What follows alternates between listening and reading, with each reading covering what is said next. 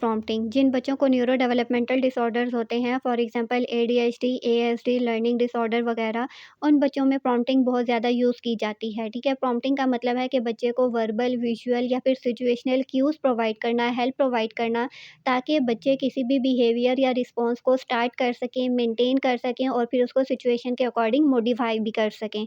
तो प्रॉम्प्टिंग की हेल्प से हम बच्चे को इन चीज़ों को लर्न करना सिखाते हैं। बच्चे के लेवल के अकॉर्डिंग हम टाइप्स ऑफ प्रॉम्प्टिंग को यूज़ करते हैं। फॉर एग्जांपल बच्चे को हमने वाटर कहना सिखाना है, तो पहले हम उसको वाह कहना सिखाएँगे, देन व्हाट कहना सिखाएँगे और लास्ट में वाटर कहना सिखाएँगे, तो ये वर्बल प्रॉम्प्टिंग होगा।